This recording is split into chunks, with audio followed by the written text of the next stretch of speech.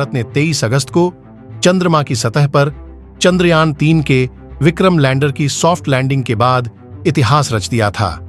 भारत चंद्रमा की सतह पर पहुंचने वाला चौथा देश और इसके दक्षिणी ध्रुव पर पहुंचने वाला पहला देश बन गया है। इसके बाद इसरो ने 4 सितंबर को कहा था कि सौर ऊर्जा खत्म हो जाने और बैटरी से भी ऊर्जा मिलना बंद हो जाने पर विक्रम प्रज्ञान के पास ही निष्क्रिय अवस्था में चला जाएगा। इसके बाद इसरो ने बीच में यह दावा किया था कि 22 सितंबर 2023 के आसपास विक्रम और प्रज्ञान का सक्रिय होने की उम्मीद है। दोस्तों, आगे बढ़ने से पहले अगर आप चैनल पर नए हो तो चैनल को सब्सक्राइब करके वीडियो को लाइक और शेयर जरूर करें। इसरो ने कहा था कि पेलोड को बंद कर दिया गया और लैंडर के रिसीवर को चालू रखा गया है। चांद पर सूरज को उगे 3 दिन हो चुके हैं।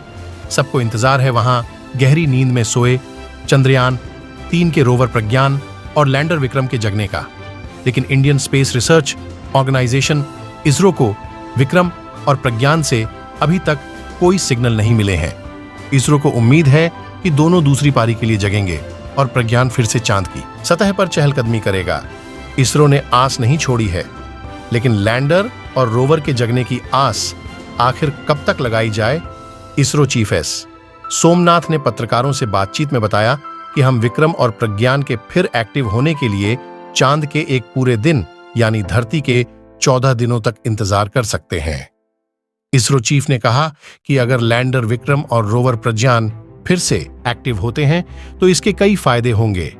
सबसे बड़ा फायदा यह होगा कि वह फिर से वहां स्टडी शुरू कर देंगे, जिसके अंतर्गत हमें यानी कि इसरो को अलग अलग व चंद्रमा के अन्य हिस्सों के बारे में और जानकारी प्राप्त होगी, जैसा कि चंद्रयान 3 में हाइड्रोजन का पता लगाकर पूरी दुनिया को चौंका दिया था। इस प्रकार यदि रोवर और प्रज्ञान वापस से जाग जाते हैं तो यह हमारे लिए बहुत बड़ी उपलब्धि साबित होगी। उन्होंने बताया, हमने जो कई प्रयोग किए हैं उनसे हमें फायदा मिला है, लेकिन समय के साथ उनमें बदलाव आ सकता है।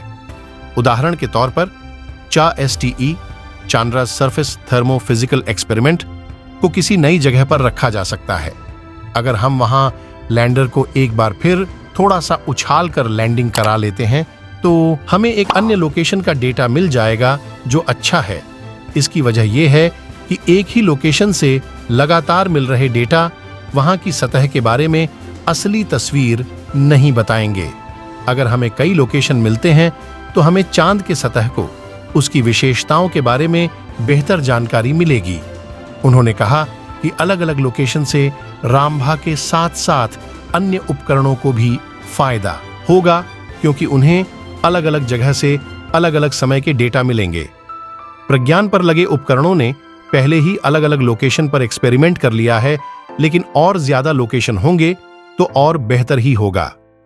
लैंडर विक्रम और रोवर प्रज्ञान चांद पर दूसरी पारी शुरू करते हैं या नहीं, इससे चंद्रयान 3 मिशन की ऐतिहासिक सफलता पर कोई फर्क नहीं पड़ने वाला। मिशन ने पहले ही अपने लिए तय किए गए सभी उद्देश्यों को सफलता से पूरा कर लिया है, मसलन चांद की सतह पर सुरक्षित और सॉफ्ट लैंडिंग, रोवर का चांद की सतह पर चहलकदमी और वहां वैज्ञानिक एक्सपेरिमेंट। इसरो ने लैंडर और रोवर की जितनी लाइफ तय की थी उतना वो काम कर ही चुके हैं। अगर दोनों जग गए तब ये बोनस पॉइंट की तरह होगा। इसरो के कई वैज्ञानिकों ने जोर देकर कहा है कि विक्रम और प्रज्ञान की दूसरी पारी मिशन के लिहाज से बोनस की तरह होगा, क्योंकि पूरे विश्व की निगाहें इसरो के वैज्ञानिक के ऊपर टिकी हुई हैं, जिसमें से अमेरिका, रूस, चीन, इन सभी देशों के शोधकर्ता काफी ज्यादा विश्वास लगाए बैठे हैं कि जिस प्रकार से विश्व के ताकतवर देश साउथ पोल पर लैंडिंग करने में असमर्थ रहते हैं, वहां भारत ने अपने चंद्रयान 3 को उतारकर पूरे विश्व में डंका बजा दिया। वह बड़े बड़े देश यह सोचकर बैठे हैं कि चंद्रयान 3 कर और प्रज्ञान एक बार फिर से एक्टिव होंगे और हमें साउथ पोल की महत्वपूर्ण अंगों का ज्ञान करेंगे। दोस्तों, भारतीय सफलता एक बात तो साफ जाहिर कर दिया, आने वाला भविष्य भारत का सुनहरा होने वाला है और भारत की तकनीकी विश्व में डंका बजाने वाली। अंत में यही कहेंगे, अगर आप सच्चे देशवासी हो तो कमेंट बॉक्स में जय हिंद भारत माता की जय अवश्य लिखें।